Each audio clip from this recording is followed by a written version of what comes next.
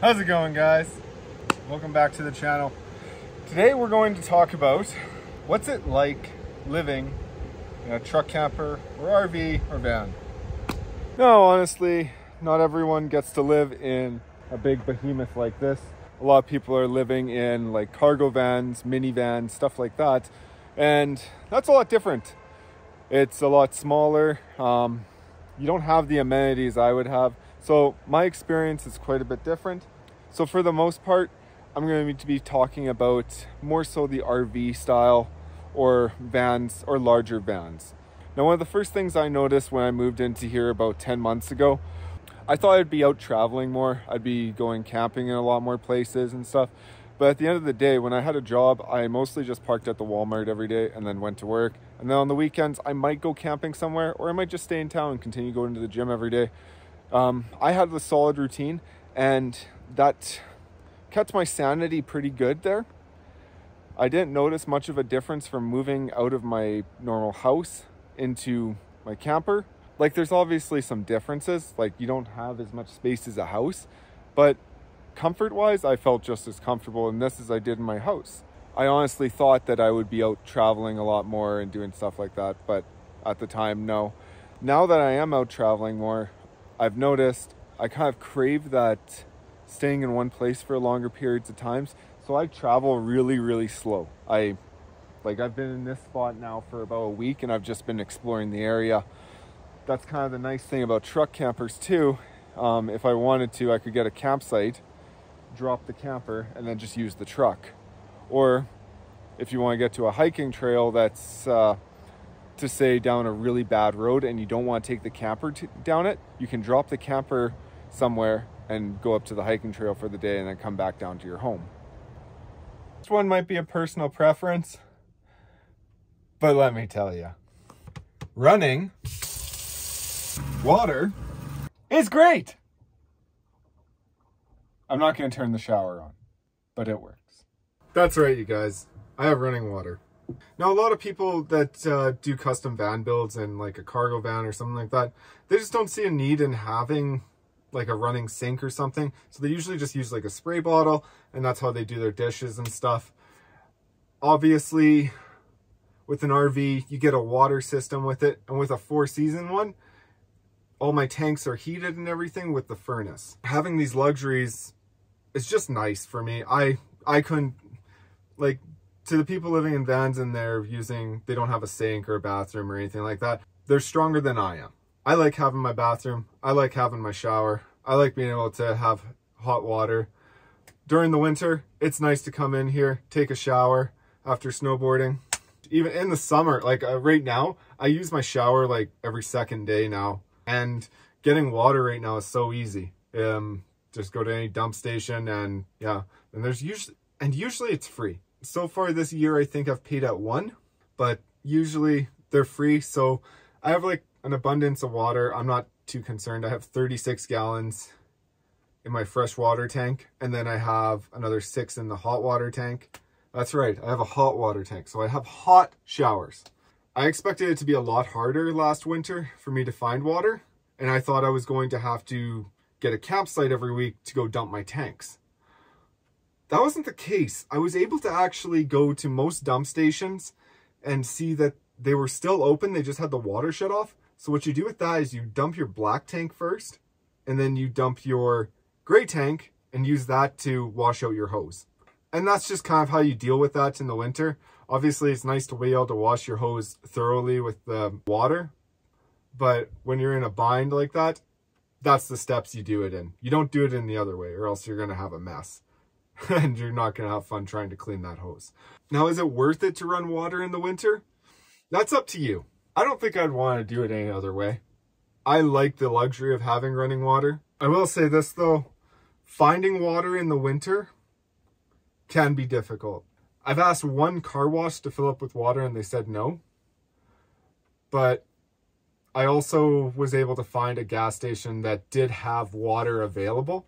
So it's hit and miss, really. Trying to find water in the winter can be hard. Some gas stations will leave their taps actually on, and some will not. If it's -40 out, you're not finding water. Good luck. But another hack is a lot of RV parks in Alberta do stay open in the winter and have specific winter campsites. Where I was living before, we had 2 of them. One had a guy, he went around with a container of water and just filled your RV. And then there was another RV park where it just actually had heated lines right to the tap. And I walked up to it when it was -30, turned the tap on, and I had running water outside. I was like, oh, that's cool. And then the idea with that is you just fill your tank, leave your furnace running, and that'll keep your tanks nice and warm in the camper. So long as you have a 4-season camper. That's how I do that. And it is more difficult in the winter to run water. I definitely think if you don't want to deal with that, then yeah, do the jug thing and just bring water with you. But make sure you dump your tank still. It can still end up with an ice cube in there. I think another thing to talk about is whether or not you'd actually need 4x4. I think one of the big things that people dwell over is whether or not to get like a 4x4 van or even buying a truck camper just for 4x4. So I kind of fell for that. I really thought that I needed 4x4 absolutely positively. But honestly, it's like the only times I ever use 4-wheel drive is in really extremely bad weather conditions in the winter. Or honestly, that's about it. I haven't been down like a forced service road that I've actually needed 4x4 really bad.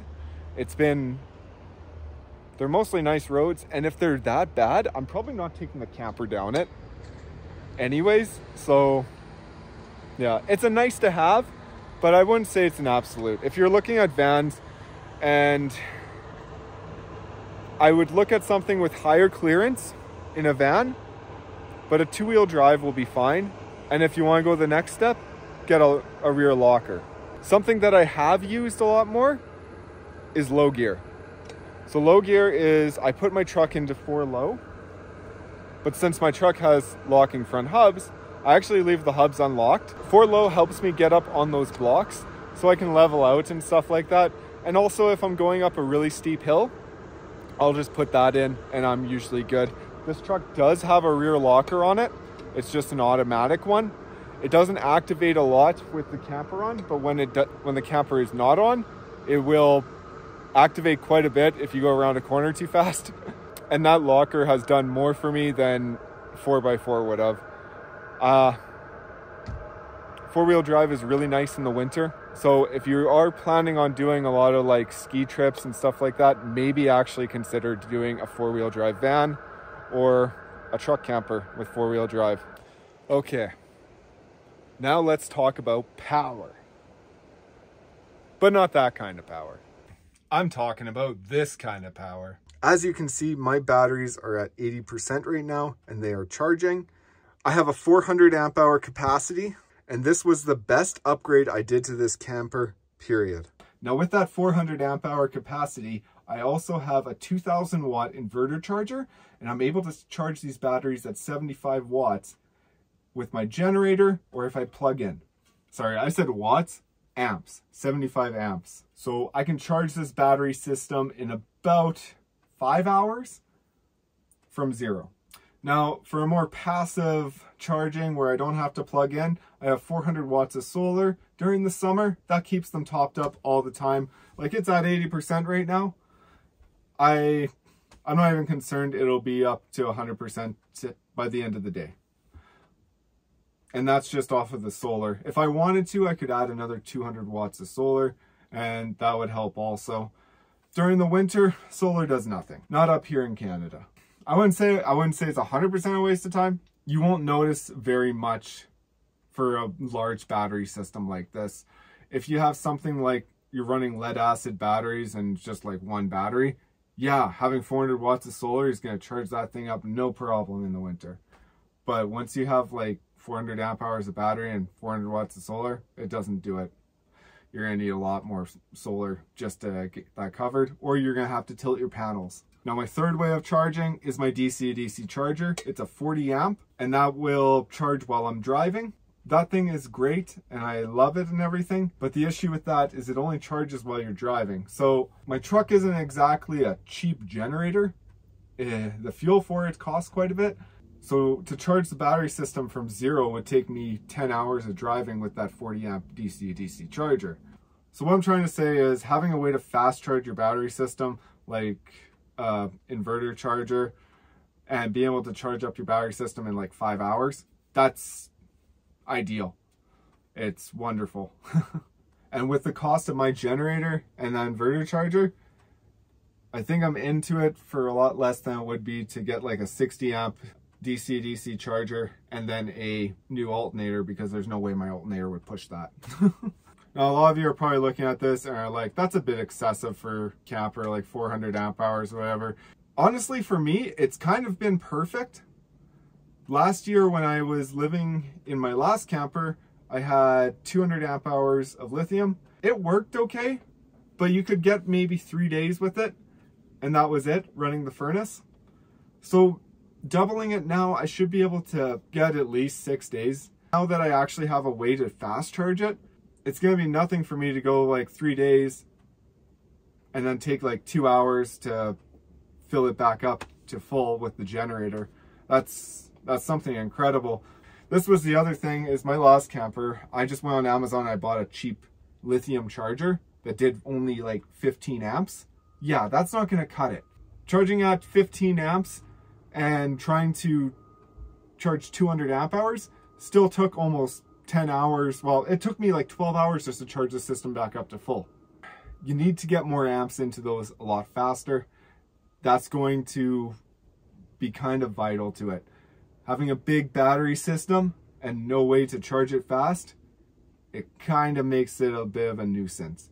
I can go 2 weeks with this 1000 amp hours of batteries, but as soon as it gets low and I have to plug in for 3 days to charge it, yeah, then you're having issues. So my power system, that was something I didn't think so much about when I first got into this. And then once I went my second time around with the camper, I didn't mess around with it. I just went and I got lots of stuff, and I got some good stuff.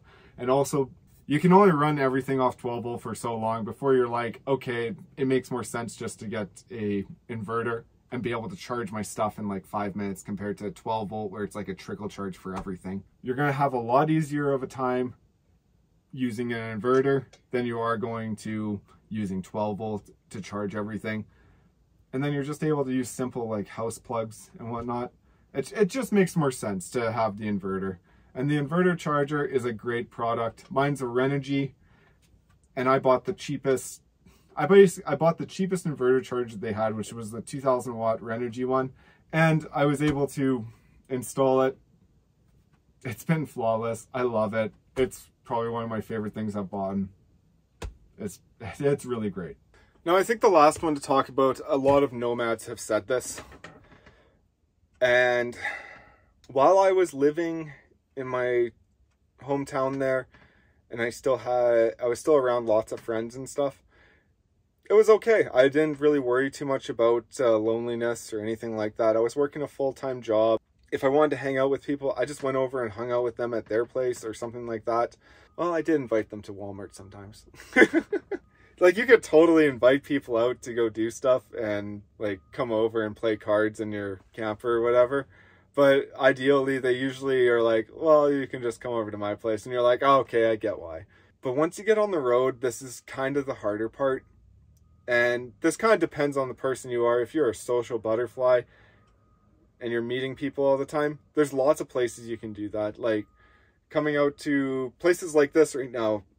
This spot here is like known for just having nomads show up and like lots of people like that. It's a pretty social spot, I'd say. We are right next to the national parks. So Banff and Yoho National Park, and then Glacier National Park is on the other side of Golden, BC here. And like, there's lots of people that show up that are exploring and from all over the world here. It's pretty cool. And there's lots of places like that around the West, like same within the States. I think it's Quartzsite or Arizona or something like that. I've heard that that's another spot like that. Just lots of people living this lifestyle and out there. There is ways to meet people, but if you're like me and you're not a social butterfly, and you can't find it kind of harder to make friends and stuff, it can be a bit isolating. And so what I've been trying to do now is stay at these places with people and put myself in situations where I have the opportunity to meet people. I think a great thing is meeting subscribers and just people asking about the channel and stuff. I absolutely love meeting new people like that. I also make sure to chat with friends and call family and friends on a regular basis. I try not to like isolate myself. I know a lot of people will go into this lifestyle and the first thing they want to do is, I want to get out into the backcountry and I don't want to see people for months. Yeah, it's hard. Definitely doing the forestry trunk road, I found myself missing my friends a lot and just not being around people. Like even just those like social interactions where you just, what was it? The other day I was on the trail and I was hiking and I was coming back down from the mountaintop and I seen this guy and I was just like staring at him. And he probably thought I was just absolutely crazy. But I swore I recognized him from like grade school. Which sounds so weird because it's weird because like no one looks like they do back in grade school. But I have this guy on Facebook and I've seen pictures of him now. And I seen this guy on the trail there and I was like, do I know you? And he's like, where are you from? And I was like, and I told him all that. And then he's like, no, I'm from Chicago. I was like, okay, it makes sense. And I didn't know him, but he looked exactly like him. Yeah, it was just like a nice little conversation, interaction or whatever. It's just those little things like that just kind of gets you. Yeah. No, I do struggle with just kind of walking up to someone and trying to start a conversation. I feel like in today's world, a lot of people do, and I accept that I actually need to get better at that. I used to be really good at it. I feel like this wasn't an issue back before cell phones, internet, and connectivity like that. And now it's become kind of harder to interact with people like that. And I've noticed that a lot after being on the road like this. And it's pretty easy to go sit down somewhere and just bury yourself in your phone. And you're not leaving yourself open for conversation. But it's also hard because when you do that, you leave your phone inside here, you go sit down by the water and you look around and everyone else has their head buried in their phone. And you're kind of in that other situation where it's like, well, maybe they just don't want to talk. But yeah, it's difficult. Yeah. And ideally, 90% of these people probably are feeling the same way that I am. And they just want to talk, but they don't know how to start this. So yeah, that's a little personal thing with me that I'm sharing right now. So take it easy on me. I know I'm not the only one that feels like this. I know the older crowd is like, oh, get over yourself. Go talk to people. And I will say that definitely people that lived a longer life than me are a lot better at that. They are a lot more open to talking to people and being more social. Yeah, this video is about what's it like living in a truck camper, not sharing feelings with Kevin. Living in the truck camper has definitely been different. It's definitely been fun. But if I said it was hard, I'd be lying. There's hard days. There's days where it doesn't feel great living in here. But 90% of the time, I'm loving life. I'm enjoying this thoroughly. I'm like doing this and I'm like, do I ever have to stop this? It's such a cool lifestyle. If you're someone that's has the means to try this and you actually want to, I say go for it. It's a great experience. And I don't think you'd ever regret trying it. If you're someone getting forced into this, you're probably going to have a different feeling about it. Obviously, this lifestyle is not for everyone. If you're someone that doesn't like camping, you probably won't like this as much as like what I do. But I've also grown up around RVs and everything like that. So, and spending lots of time outside. I also live in one of the greatest countries to do this. I think we have something like 90% of our land in Canada is Crown. So it's not hard to find somewhere to go that you're able to stay the night. And I guess the next thing too with it is me coming from living in a house. I knew how to deal with all that stuff, like repairs on the house and stuff like that. Now living in an RV, everything's kind of new. Like off-grid systems. That's such a cool thing. If you're someone like you want to build an off-grid cabin somewhere, like this is a great stepping stone for it because you're dealing with half the same stuff. Other than like wells and stuff like that, but like your power system and learning about solar and everything like that, like this is stuff that you can transfer over to building an off-grid cabin or anything like that. You definitely have to know, like your water consumption, that's a big thing in this. You have to know how much water you're using, where to dump your tank, how to dump your tanks. Like you're definitely more conscious about all those things. You definitely respect what society has built. Now I'm living in a truck camper and I'm getting away from what society has built. It's pretty great. But all right, guys, I just want to say thank you for liking and subscribing to the videos. The channel has hit 5,300 subscribers now. Well, at this time, just about 5,300. And I want to thank every last one of you for subscribing. It's been awesome. And I'm going to keep making the content and I'm going to keep putting it out. And I don't know, we'll see where this goes. But I think that's it for this one. So if you enjoyed the video, be sure to like and subscribe. And I'll catch you on the next one. Later.